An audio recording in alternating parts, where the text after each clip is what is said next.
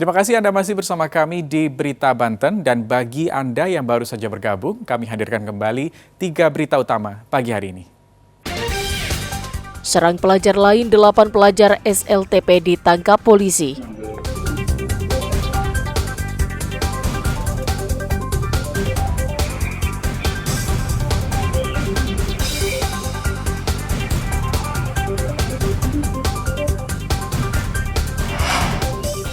Ratusan konsumen menjadi korban penipuan pengembang perumahan.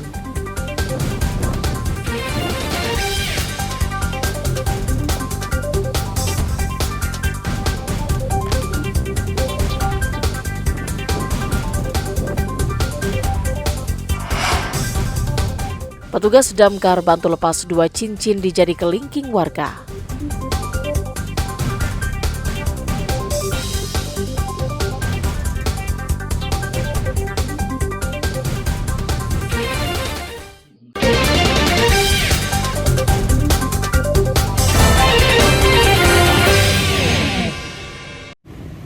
Sampah menjadi permasalahan yang tak kunjung selesai dan sulit diatasi. Di Kecamatan Cipondoh, Kota Tangerang, tumpukan sampah memenuhi Kali Sipon. Tumpukan sampah terlihat memenuhi kali sejauh puluhan meter.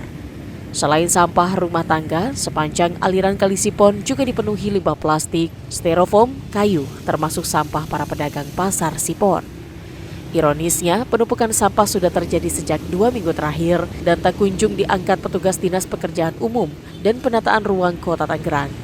Selain menimbulkan bau busuk, dapat mengancam kesehatan warga sekitar, sampah juga menyebabkan aliran sungai tidak lancar dan rawan menjadi penyebab banjir. Tahu Pak, ini masuk ke dalam rumah ininya. Khawatir adanya penyakit ya Bu?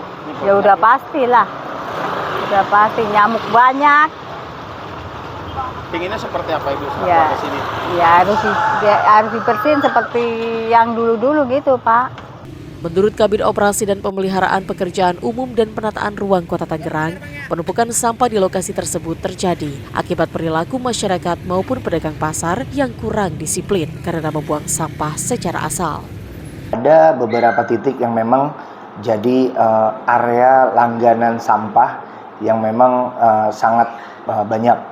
Ada dari mulai BTT 0 sampai BTT 9. Posisi sampah yang sangat banyak itu ada di posisi BTT 3 atau kita biasa sebutnya di area Pasar Sipon. Untuk di BTT 3 di area Pasar Sipon memang agak sedikit berbeda penanganannya. Tapi dalam konteks pengangkatan sampah kita masih rutin melakukan pengangkatan sampah. Pembersihan sampah di area Pasar Sipon rutin dilakukan 3 kali dalam 1 minggu. Namun karena jumlah sampah yang semakin banyak, membuat tidak semua sampah bisa langsung terangkut hingga menumpuk. Ariel Maranus dan Taufik Saleh melaporkan dari Kota Tangerang.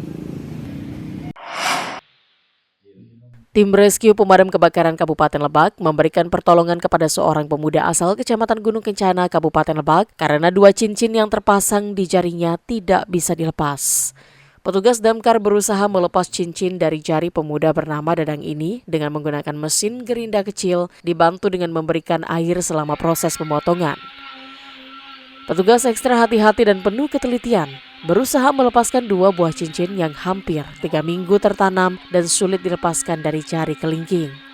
Petugas sempat kesulitan selama proses pelepasan cincin karena jari kelingking korban sudah membengkak dan mengalami luka. Khawatir akan menyebabkan luka, petugas medis kemudian melakukan anestesi atau dibius di bagian jari kelingking. Setelah 30 menit, 2 cincin tersebut akhirnya bisa dilepas. Menurut keluarganya bahwa pemuda tersebut memakai cincin double di jari kelingkingnya gitu. Sehingga cincin yang dalamnya terjepit, tidak bisa keluar. Dan itu sudah terjadi sekitar 3 minggu, sehingga telah mengalami pembusukan. Petugas damkar menghimbau kepada masyarakat agar tidak ragu meminta pertolongan kepada petugas damkar jika menemukan kendala seperti proses evakuasi. Ariel Maranus dan Saipul melaporkan dari Kabupaten Lebak. Abrasi menjadi salah satu ancaman di wilayah pesisir, termasuk di wilayah pantai Kecamatan Panimbang, Kabupaten Pandeglang. Selain abrasi, wilayah pantai Panimbang juga rawan diterjang gelombang tinggi dan juga adanya ancaman tsunami, seperti yang terjadi pada akhir 2018 lalu. Sebagai langkah antisipasi, sejumlah relawan dari Yayasan Planet Urgensi Indonesia dan masyarakat sekitar melakukan penanaman mangrove di pesisir pantai di Kampung Ciseke, Desa Mekarsari, Kecamatan Panimbang. Selain untuk mengantisipasi terjadinya bencana, penanaman pohon mangrove ini dilakukan untuk menjaga ekosistem laut.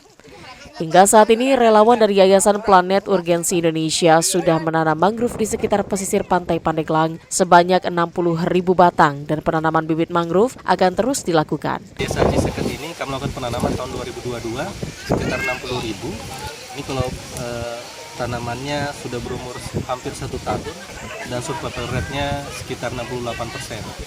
Fungsi mangrove itu bagi masyarakat terutama selain dia juga melindungi area pesisir dari tsunami dan abrasi, dia juga merupakan tempat hidup bagi hewan-hewan laut seperti bayi-bayi ikan, bayi-bayi udang, dan juga yang lainnya. Sehingga fungsinya bukan hanya proteksi masyarakat, dan juga penting bagi kehidupan masyarakat lokal.